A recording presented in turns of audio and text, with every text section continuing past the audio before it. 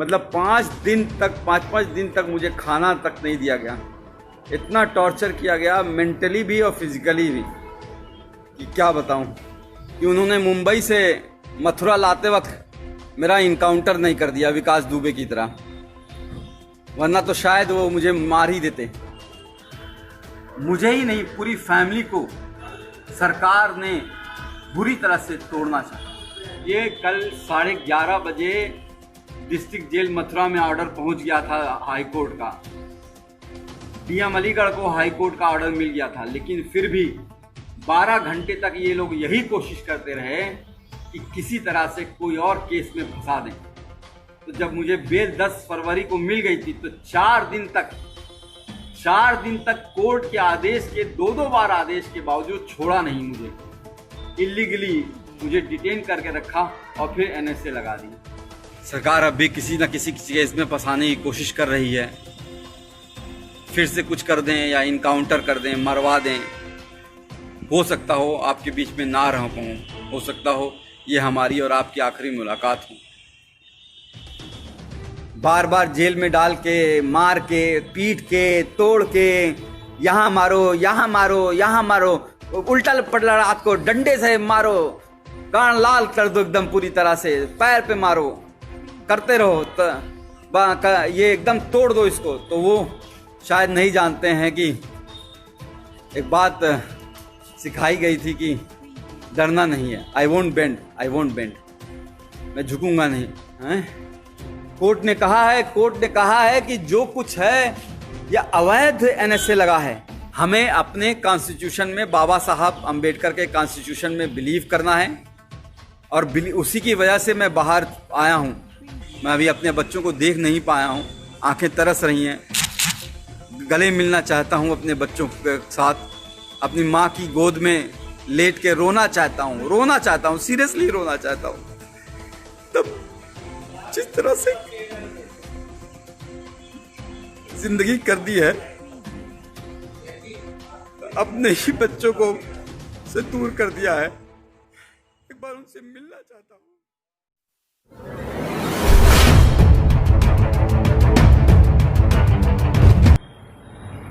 हाय, अस्सलाम वालेकुम, good afternoon, नमस्कार, सत श्री अकाल। मथुरा की नगरी के राधे राधे। 8 महीने का टॉर्चर।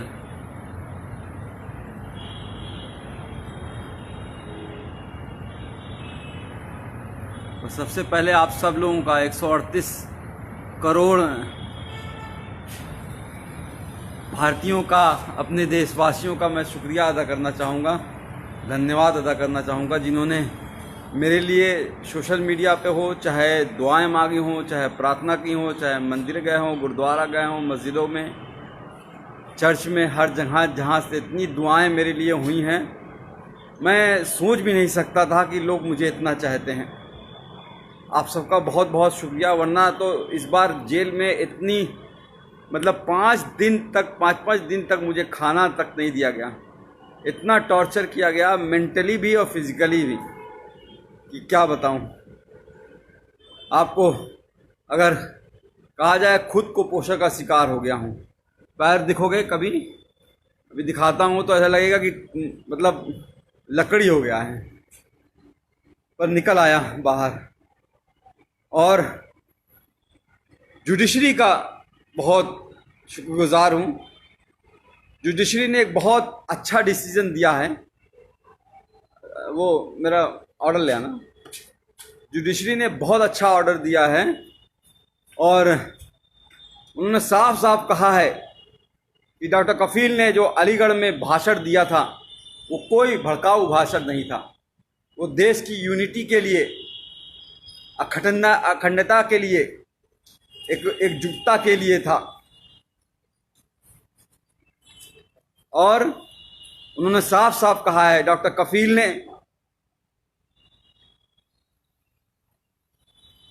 हेल्थ पे बात की है, एम्प्लॉयमेंट पे बात की है, एजुकेशन पे बात की है, रोटी कपड़ा मकान पे बात की है। हाँ ज़रूर NTCA के खिलाफ बोला है, NRC के खिलाफ बोला है, पर यह भी कहा है कि जो भी प्रोटेस्ट हो गांधी जी के अहिंसा के सद्भावना के साथ होना चाहिए, कोई हिंसा नहीं होनी चाहिए, सबसे भाई मिलकर भाईचारे के साथ मिलकर सबको साथ आना चाहिए। फिर भी उसके बाद जिस तरह से मुझे टॉर्चर किया गया, मुंबई एयरपोर्ट से पकड़ के 48 घंटे तक इंटरोगेट किया गया, STF की टीम ने ऐसे ऐसे सवाल पूछे, अरे आपने तो कोई पाउडर बना लिया है जिससे करोड़ों इंडियन मर जाएंगे। मैंने कहा भैया मैं डॉक्टर हूँ बच्चों का, मैं कहाँ से पाउडर बना लूँगा, कोरोना की बात कर रहे हैं क्या? तो आप चाइना से पूछिए। आप सरकार गिरा रहना चाहते हैं, हमारे पास फ़ोन रिकॉर्डिंग, हमने कहा लाइए सुना दीजिए, एक भी सबूत आपके पास हो तो। मैं कोई पॉलिटिशियन तो हूँ नहीं। आप जापान गए थे, मैंने कहा हाँ, पाकिस्तान क्यों नहीं बोल दिया? अरे जापान कैसे, इंडिया से बाहर कैसे जा सकता हूँ जब पासपोर्ट मेरा जुडिशरी के पास जमा है। तो एक तरह से बहुत टॉर्चर किया, फिर जेल में रह के, जेल में ऐसी जगह रखा जहाँ पे 150 कैदी थे। वो 9 महीने का बीआरडी ऑक्सीजन ट्रेजिडी के बाद जो 9 महीने का दर्द था, उसको उससे ज़्यादा, उससे कई गुना, हज़ारों गुना ज़्यादा पतली पानी की तरह दाल, कच्ची रोटियां, वही सुबह शाम खाना है। जीना था, उम्मीद थी कि आप लोगों से दोबारा मिल सकूंगा, मुखातिब हो सकूंगा, आप लोगों से बात कर सकूंगा, और आप सबकी दुआएं काम आई। आज आपके साथ हूं फिर से दोबारा।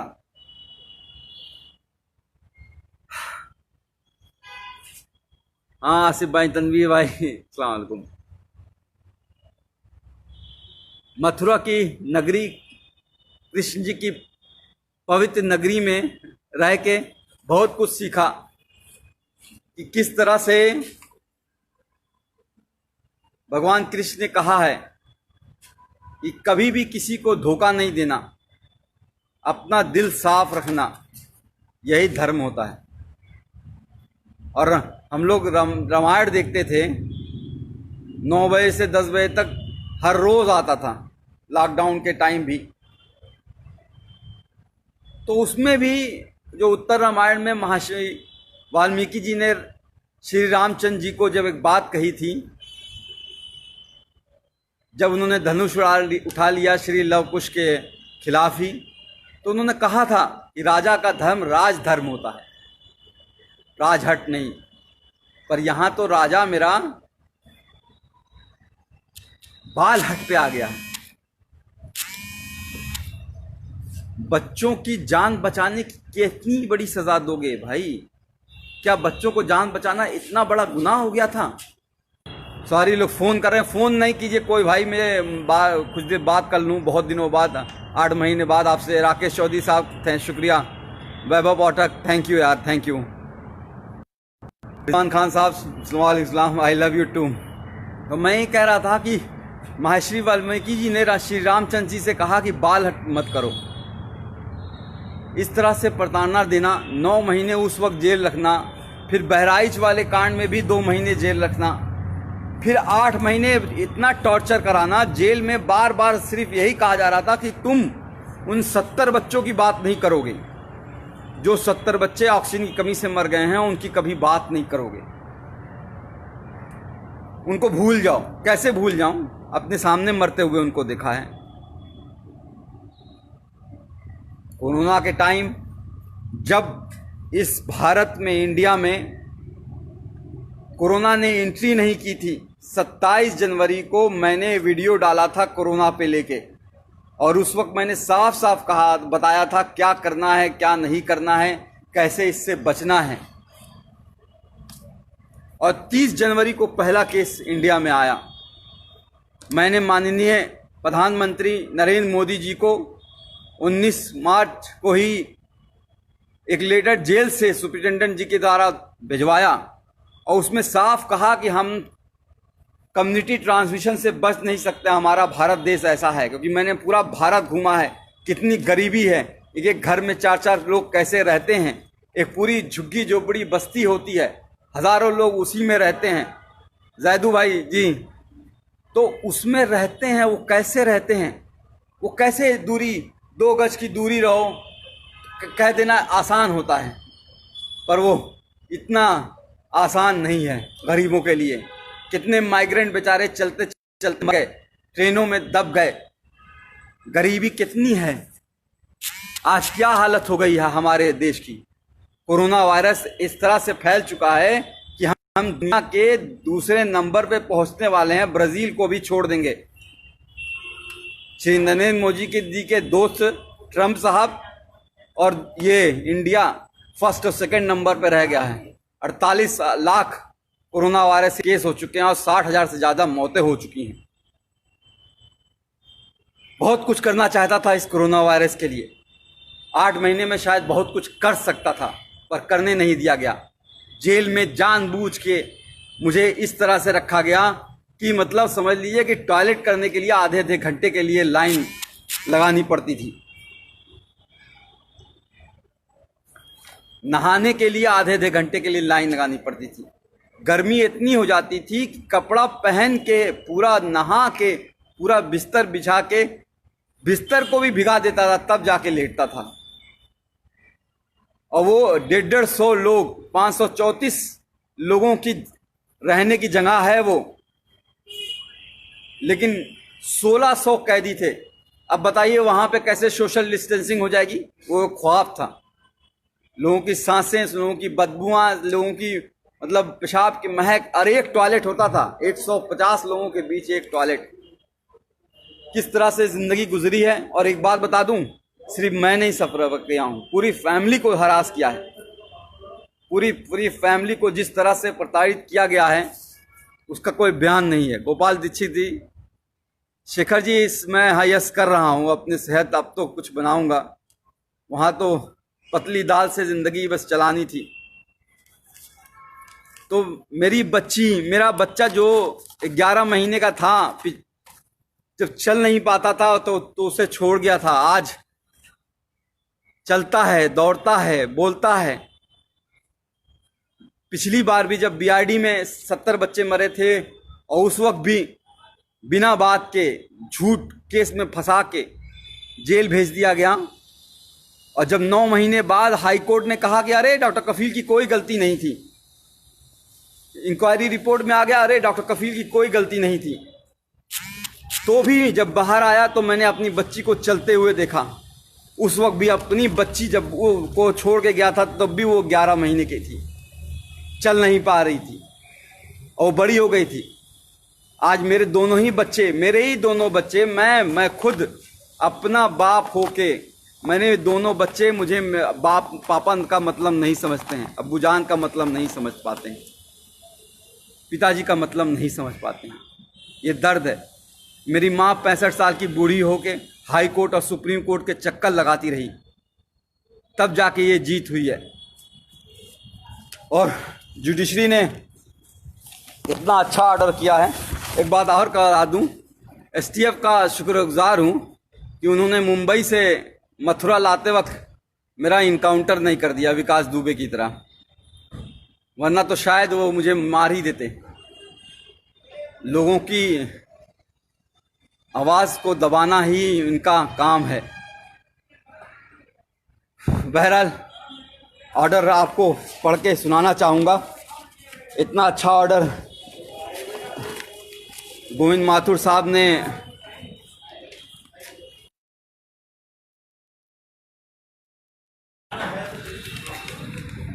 किया है। सुप्रीम कोर्ट का भी धन्यवाद करूंगा, वरना तो हाई कोर्ट में डेट पे डेट हर 14 दिन पे कैसे एक दिन कटेगा, एक घंटे कटेगा, ये सोचता था। कैसे वो टाइम आएगा जब मैं बाहर निकल पाऊंगा, तब मेरी जज मेरी कोई बात सुनेगा। इसलिए हम लोग सुप्रीम कोर्ट, मेरी माँ 65 साल की बूढ़ी माँ सुप्रीम कोर्ट गई और मैं सुप्रीम कोर्ट का शुक्रगुजार हूँ जो उसने कहा कि 15 दिन में फैसला सुनाओ।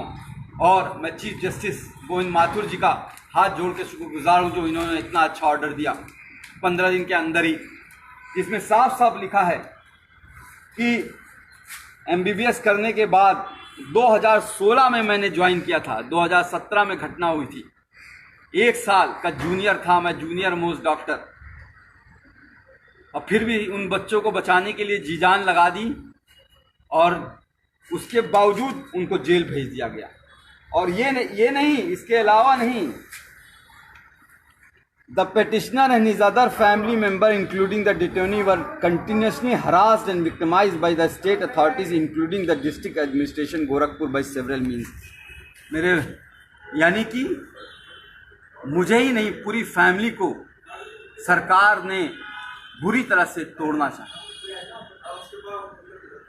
मेरे भाई पे गोली मारी गई थी, आपको याद होगा शायद, वहाँ पे जहाँ पे चीफ मिनिस्टर खुद मौजूद रहते हैं 500 मीटर दूरी पर। आज 3 साल होने जा रहे हैं उस बात को, एक भी कोई गिरफ्तारी नहीं हुई, कोई चार्ज नहीं हुआ है। बहरहाल आते हैं हम AMU के जो लोग कहते हैं कि भाषण मैंने गलत दिया था उसके बारे में। कहते हैं कि मैंने भड़काऊ भाषण दिया था, कहते हैं कि मैंने 2 धर्मों के बीच, 2 रिलीजन के बीच एनमिटी, हेट्रेड, वायलेंस फैलाने की कोशिश की। पूरी स्पीच लिखी है उन्होंने, पूरी speech, the version of the speech, पूरी स्पीच लिखी है, एक एक लाइन लिखी है कि जो मैंने बोला है।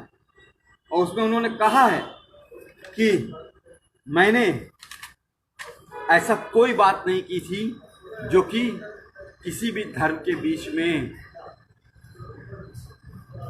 नफरत फैलाए। मैंने बात की थी देश की अखंडता की, यूनिटी की, सद्भावना की। मैंने बात की थी एजुकेशन की, हेल्थ की, एम्प्लॉयमेंट की, इकोनॉमी की, रोड की, हाउसिंग की। मैंने बात की थी उन 70 बच्चों की जो BRD में मर गए हैं। मैंने बात की नहीं उन 8 लाख बच्चों की जो इंडिया में मर गए थे उस साल। मैंने बात की थी कि हमारे 50% बच्चे कैसे कुपोषण का शिकार हैं। मैंने बात की थी कि इंडिया कैसे एड्स और HIV का हाइब बनता जा रहा है। मैंने बात की थी कि 72% ऑफ पॉपुलेशन हमारी अभी भी हेल्थ स्ट्रक्चर वहाँ पे है ही नहीं। आज हालत दिखाई दे रही है ना, आज कह रहे हैं हम इतना GDP खर्चा करेंगे, 1% GDP खर्चा होता था। एक गरीब को इलाज नहीं मिलता है और मर जाता है तो बेचारे कंधे पे लाद के लेके चले जाते हैं। उसके लिए लड़ रहा था, कैंप किया, पूरा इंडिया घूमा, 103 कैंप किए, 50,000 बच्चों को देखे, मुफ्त में दवाइयाँ दी। अकेले नहीं किया, बहुत से डॉक्टर्स, बहुत से लोग मेरे साथ शामिल थे, बहुत लोगों ने साथ दिया। पर हुआ क्या, उसको भी दबा दिया गया। इस कोरोना टाइम के मैं जब रियली काम कर सकता था, शायद कोई नई दवा खोज सकता था कोरोना के खिलाफ, शायद कोई नई वैक्सीन खोज सकता था, टीका खोज सकता था, उस वक्त जेल में डाला। बहरहाल बाहर आ गया हूँ, कोशिश करूँगा और फिर से मुख्यमंत्री योगी आदित्यनाथ जी से निवेदन करूँगा कि मुझे नौकरी पे वापस ले लें। 3 साल से सस्पेंड किए हुए हैं। कैसे ज़िंदगी चल रही है, कैसे फाइनेंशियल कंडीशन है, आपको बता नहीं सकता। सुप्रीम कोर्ट और हाई कोर्ट की फीस कैसे भरी गई है, बता नहीं सकता।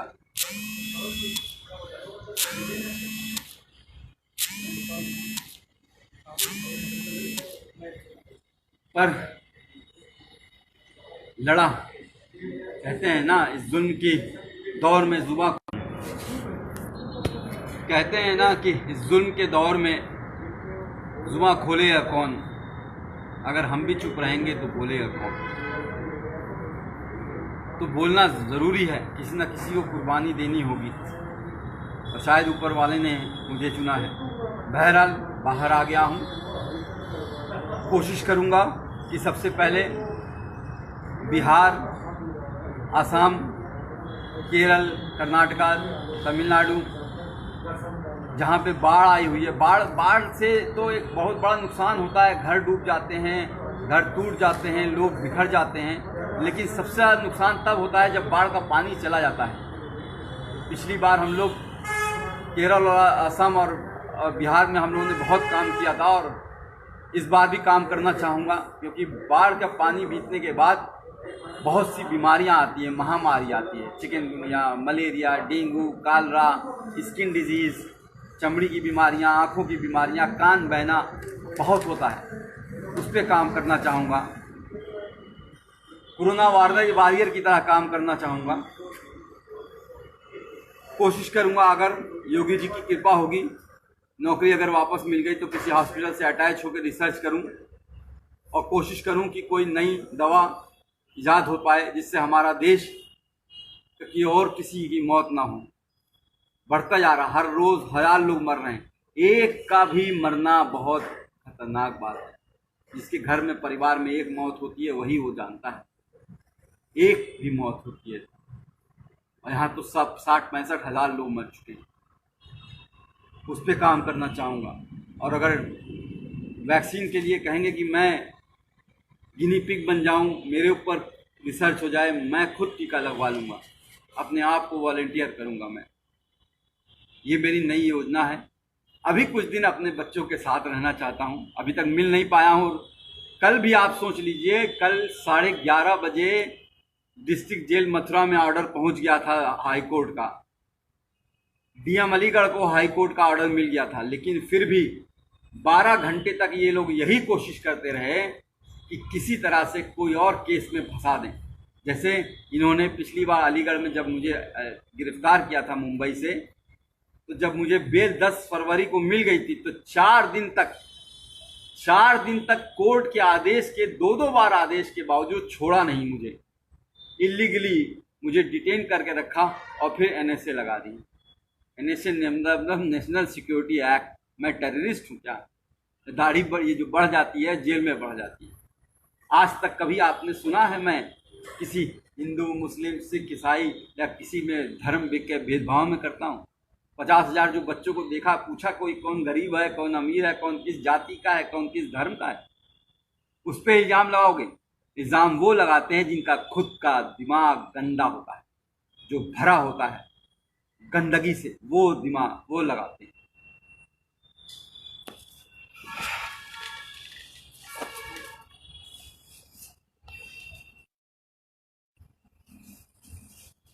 अभी यूपी से घर नहीं गया हूँ, गोरखपुर नहीं गया हूँ, क्योंकि लोग कह रहे हैं कि सरकार अब भी किसी न किसी केस में फंसाने की कोशिश कर रही है। फिर से कुछ कर दें या इनकाउंटर कर दें, मरवा दें। हो सकता हो आपके बीच में ना रह पाऊँ, हो सकता हो ये हमारी और आपकी आखिरी मुलाकात हो। यादव जी सही कह रहे हैं। मिनास गलियार आप, थैंक यू, शुक्रिया। मोहन चंद सिंह चौधरी समर साहब, थैंक यू। तो मैं कह रहा था कि कोरोना वायरस एक ऐसी डिजीज़ है जो फैलती ही रहेगी। मैंने उस वक्त 19 मार्च को ही लिख दिया था कि 30 से 40 लाख लोग उस वक्त मैंने एस्टिमेट किया था कि अफेक्टेड होंगे, और ऑलरेडी 30 से 40 लाख लोग अफेक्टेड हो चुके हैं। और अभी ये रुकेगा नहीं, अभी ये 1 साल चलेगा जब तक वैक्सीन नहीं आएगी। अभी यूपी, बिहार और मध्य प्रदेश जैसे इलाकों में जहाँ बहुत पॉपुलेशन है वहाँ ये फैलने वाला है, और बुरी तरीके से। हमें बहुत काम करना पड़ेगा, हमें मिल के काम करना पड़ेगा। मुझे आप सबकी बहुत ज़रूरत है, आप सबका बहुत सहयोग की ज़रूरत पड़ेगी। जी शहजाद साहब, जी पांडे साहब, नमस्कार। राधे। कृष्णा की नगरी में हूँ, वृंदावन जरूर जाना चाहूँगा एक बार ठाकुर जी के दर्शन करने के लिए। बात यहाँ पे लोग मन की बात करते हैं लेकिन ये नहीं बताते हैं। अब आप देख लीजिए, हम लोग तो टीवी पे देख रहे हैं, पिछले 3 महीने से सुशांत सिंह राजपूत को ही सुने जा रहे हैं। भाई फ़ोन नहीं करो, फ़ोन करने के वजह से बार बार पॉज हो जा रहा है। सुशांत सिंह राजपूत की 3 महीने से लगातार टीवी पे बात किए जा रहे हैं, मन की बात, लेकिन कोई ये नहीं बात कर रहा है कि हमारा जीडीपी परसों जीडीपी शायद रिलीज हुआ है, और हमारा जीडीपी जो है भाई फ़ोन नहीं करो, मैं कह रहा हूँ। पर ईश्वर चंद साहब, कोई फ़ोन ना कीजिए प्लीज़। कुछ बहुत दिनों बाद आप लोगों से मिला हूँ, आप लोगों के चेहरे दिखाई दे रहे हैं मुझे। शमसुल मलिक साहब, नूर खान, रेहान खान साहब, आदित्य राज साहब, आफ्ताब, तो आप सबसे बात करना चाहूँगा, फ़ोन ना करें। तो मैं कह रहा था कि जो मेन बातें हैं टीवी पे डिबेट जो होती है वो नहीं हो रही है। शायद कुछ टीवी एनडीटीवी है, या आपका मिरर नाउ है, टाइम्स नाउ है, या फिर इंडिया टुडे है, इस सब पे हो रही होगी। पर जो यहाँ पे बातें हो रही हैं वो ये नहीं हो रही हैं किस तरह से माइग्रेंट, हमारे करोड़ों लोग किस तरह से पैदल चले और चलते चलते मर गए, उस धूप में, कड़ी धूप में मर गए। ये बात नहीं हो रही है कि अनएम्प्लॉयमेंट कितना बढ़ गया है, लोगों को नौकरियां नहीं है, लोगों को खाने को नहीं है। 500 रुपया आपके अकाउंट में डाल दिया गया है, अब आपको 3 महीने तक 500 रुपया चलाइए। 5 किलो चावल दे दिया गया है, आप पूरी 8 लोगों की फैमिली है, खाते रहिए 3-6 महीने तक।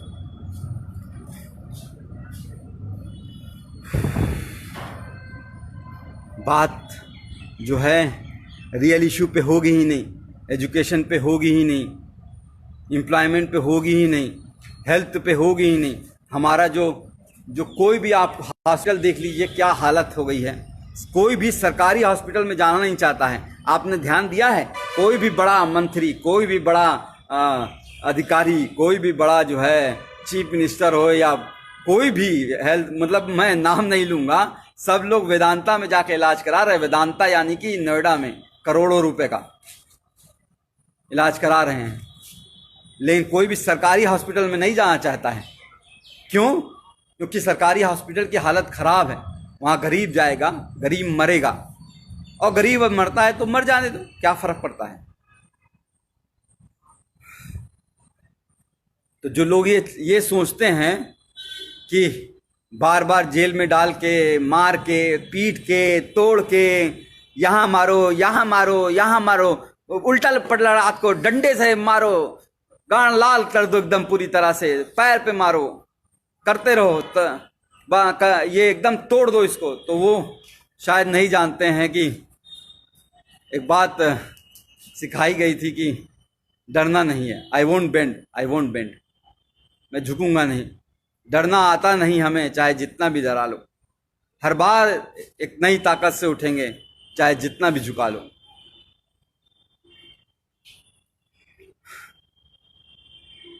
कहते हैं ना कि लोग हमें दुश्मने जान कहते हैं। अरे हम इस मुल्क की मिट्टी को भी अपनी माँ कहते हैं।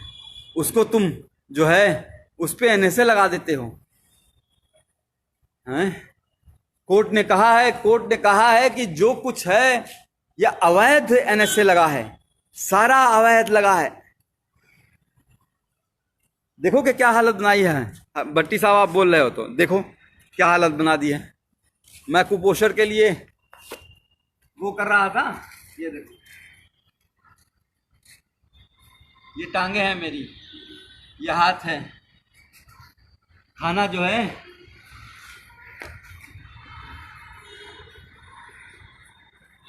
जिंदगी का, जो मैं खुद कुपोषण का बच्चों का इलाज किया करता था, आज खुद कुपोषित हो गया। घर वालों को किस तरह से परेशान किया गया है वो बता नहीं सकता।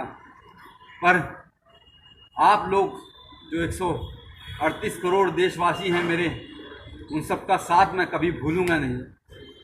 खासकर कुछ लोगों का जो लोग बहुत करीब थे, इंदिरा जयसिंह मैम, फुज़ैल अयूबी, इबाद साहब, मनोज पांडे, मनीष सिंह, एडवोकेट मनीष सिंह, दिलीप कुमार साहब, नजरुल इस्लाम साहब, और ऐसे बहुत से लोग हैं, बहुत से लोग, मीनाक्षी शुक्ला मैम, इरफान गाजी, हाँ अलीगढ़ के इरफान गाजी साहब, तो बहुत से लोग हैं। तो सबका नाम तो नहीं ले सकता मैं, बहुत से लोग हैं, 138 करोड़ लोग हैं, सबने बहुत मदद की है। सबका बहुत बहुत शुक्रिया।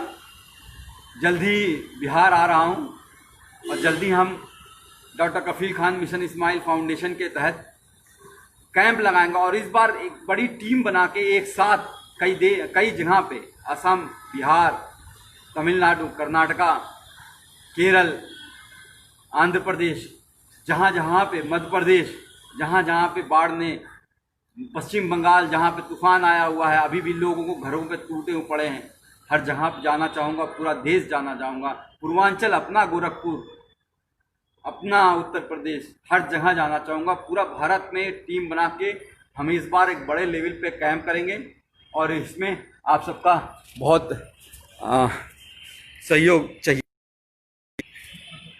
मयंक वर्मा साहब, अब आप कुछ लोगों से बातें कर लेता हूँ।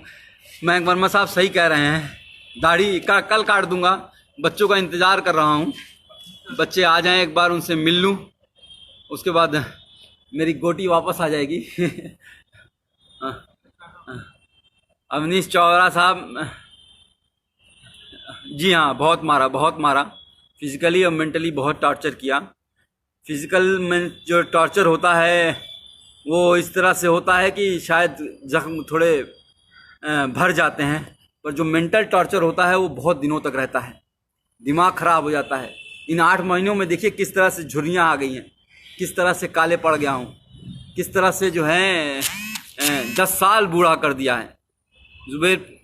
जुबैर पीके साहब, बोलना ज़रूरी है, बोलेंगे नहीं तो कहते हैं कि बोलेंगे नहीं तो किसी को तो बोलना पड़ेगा, सब तो चुप हैं, किसी को तो बोलना पड़ेगा। जैदू साहब, आपने वहाँ से बैठ के, हाँ, इंडिया से बाहर गल्फ कंट्रीज़ में, यूएस से, यूके से, कनाडा से, स्विट्ज़रलैंड से बहुत से खत मेरे पास आया करते थे वहाँ पे जेल में, उन सबको बहुत बहुत शुक्रिया है। शेर खान साहब, सत्य की जीत होती है, सत्यमेव जयते। हमें अपने कॉन्स्टिट्यूशन में, बाबा साहब अम्बेडकर के कॉन्स्टिट्यूशन में बिलीव करना है और उसी की वजह से मैं बाहर आया हूँ। कुछ लोगों ने सरकारी एजेंसियों को जिस तरह से अपने कब्जे में करके लोगों को प्रताड़ित करते हैं वो सही नहीं है। ऑटोक्रेटिक, हमारा देश डेमोक्रेटिक है, तो डेमोक्रेटिक कंट्री है, तो डेमोक्रेटिक कंट्री में आपको फ्रीडम ऑफ स्पीच एक आर्टिकल 21 में दी गई है, लिबर्टी, स्वतंत्रता, समझ गए, तो बोलना ज़रूरी पड़ेगा। हम नहीं बोलेंगे, कुर्बानी देनी होगी, किसी ना किसी को कुर्बानी देनी होगी। तुर्तमस शिरोम कुमार साहब, यस, थैंक यू। शाइना मुजरबिया, सिद्धांशु कुमार, हाँ, कुछ दिन एक्सरसाइज करूँगा और हेल्थ बनाऊँगा, क्योंकि ज़िंदा रहना है, आप लोगों के बीच रहना है और काम करते रहना है, तो हेल्थ पे भी ध्यान दूंगा। डेरिक गुजर, थैंक यू, या ज़रूर मैं करूँगा, हाँ, थैंक यू। शुभान जमाल साहब, Mohammad Kalapatti from Dubai, all the best, thank you. मैंने कहा ना, गल्फ़ कंट्री से बहुत प्यार आया, बहुत मिला है, केरल के लोगों ने बहुत सहयोग किया हुआ है, पूरा साउथ ने, पूरा नॉर्थ ने, पूरा सेंट्रल ने, बिहार के लोगों ने जिस तरह से आंदोलन चलाया, पश्चिम बंगाल में जिस तरह से आंदोलन चला, असम में जिस तरह से आंदोलन चला, अब अभी हमारे कई भाई अभी बहुत जेल में हैं, उनके लिए हमें आवाज़ उठानी पड़ेगी। मैं बच्चों के साथ नहीं हूँ, चूँकि कल रात में पुलिस की घेराबंदी हो रही थी और कुछ और बातें हो रही थी जिसको हम डिस्कस नहीं कर सकते हैं, तो इस वजह से अभी बच्चे मेरे पास पहुँचे नहीं हैं, मैं अभी अपने बच्चों को देख नहीं पाया हूँ, आंखें तरस रही हैं, गले मिलना चाहता हूँ अपने बच्चों के साथ, अपनी माँ की गोद में लेट के रोना चाहता हूँ, सीरियसली रोना चाहता हूँ। तब जिस तरह से जिंदगी कर दी है, अपने ही बच्चों को से दूर कर दिया है, एक बार उनसे मिलना चाहता हूँ, एक बार माँ की गोद में लेट के सोना चाहता हूँ, सुकून की नींद सोना चाहता हूँ। यार पता है जेल में क्या होता था, 8-2 घंटे पे पहरा लगता था। हाँ साहब, भी 146 कैदी नमहबंदी सकुशल हैं, 5 बजे सुबह लाइन लगाओ, परेड लगाओ। 8 महीने तो मैंने अभी 4 पन्ने के लेटर में शायद लिखी है, आप लोग को शायद मिलना होगा। चंद मित्रा साहब, थैंक यू। मुदस्सी साहब, बुशरा, दीपक यादव, अमजद, पंडित जी, तैयब खान, रोहित, शुभम, जयप्रकाश चाचा, ब्रिजेश सिंह की बड़ी याद आई जो गोरखपुर में थे, योगेश सिंह जी, सब आप लोग का, सब लोग का बहुत बहुत धन्यवाद है। कुछ और पूछना चाहेंगे कि फिर मिलेंगे? बहुत बहुत शुक्रिया आप सबका। आजम खां, आपको भी फूल, गुलाब का फूल। आप एक बात लास्ट में बस यही कहना चाहूँगा कि आप सबकी वजह से ही, आप सबकी, मेरी फैमिली तो दौड़ी ही, मेरी माँ, बूढ़ी माँ, लोअर कोर्ट से लेके, मतलब अलीगढ़ कोर्ट से लेके इलाहाबाद कोर्ट और फिर दिल्ली, इस कोरोना वायरस के टाइम में 65 साल की उम्र में घूम रही थी, एक वकील के पास से दूसरे वकील के पास, पैर पकड़ के रो रही थी कि किस तरह से मैं बाहर आ जाऊं। तो उनका तो है ही योगदान, भाई बहनों का तो योगदान है ही, आप सबका ही बहुत बहुत योगदान है। आप सबके बिना शायद, जो ट्विटर में मैंने सुना 12 लाख लोग एक बात हो गए। ट्विटर अकाउंट मेरा बैन किया हुआ है, डॉक्टर DRKFEEL खान करके है, उसको बैन किया हुआ। उसके लिए आवाज़ आपको उठानी पड़ेगी। ट्विटर अकाउंट क्यों बैन किया है, ऐसा क्या कर दिया था? अब तो हाई कोर्ट का ऑर्डर आ गया जिसमें बार साफ साफ कहा गया है कि जी सन्नी प्रजाति कि ये इलीगल था। Justice prevail, yes, Amit Sohail साहब, मोहम्मद गयूर कहिशी, दिनेश कुमार यादव जी, कुछ दिन अपने परिवार के साथ रहिएगा। मीडिया से दूर रहूँगा। जी जी जी जी जी, ज़रूर ज़रूर। राकेश चौधरी साहब, thank you. Adil, thank you. आप सबका बहुत बहुत शुक्रिया। बस अपनी फैमिली का इंतज़ार कर रहा हूँ, शायद कुछ घंटों में उनसे मिलूँगा और कुछ दिनों में ही आपके सामने नए जोश के साथ फिर से सामने आऊँगा आपके साथ।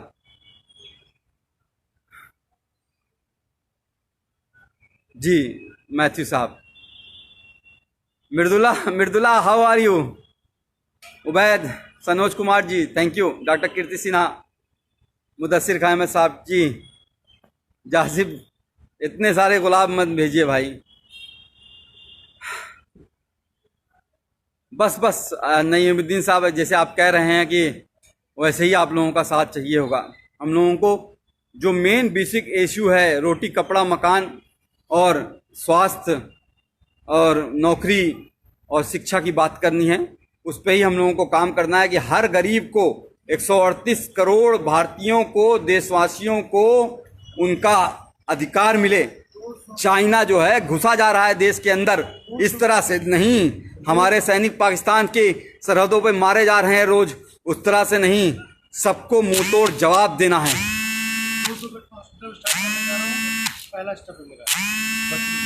पिछली बार मैंने जो है इंकेफ्लाइटिस बेड का एक हॉस्पिटल, 500 बेड का इंकेफ्लाइटिस बेड का स्टार्ट करने वाला था उस वक्त, डॉक्टर कफील खान मिशन इस्माइल फाउंडेशन के हिसाब उससे फिर से कोशिश करूंगा स्टार्ट करूं। और जहां पे हीरू यादव लश्कर साहब, फिर से स्टार्ट करूंगा और कोशिश करूंगा कि ज़मीन जल्द से जल्द ले लूं और हर गरीब का वहाँ पे फ्री इलाज हो जाए, वैसे ही जैसे बड़े बड़े हॉस्पिटल में नोएडा में और गुड़गांव में और दिल्ली में और अहमदाबाद और कोलकाता और में होता है फ्री में। मतलब कंसल्टेशन से लेके हर चीज़, दवाई और खाना और रहना सब कुछ फ्री होगा, आना जाना तक फ्री करेंगे इंशाल्लाह।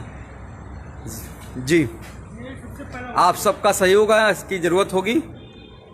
जय हिंद, जय भारत, जय मूल निवासी, जय भीम, वंदे मातरम, जय समाजवाद।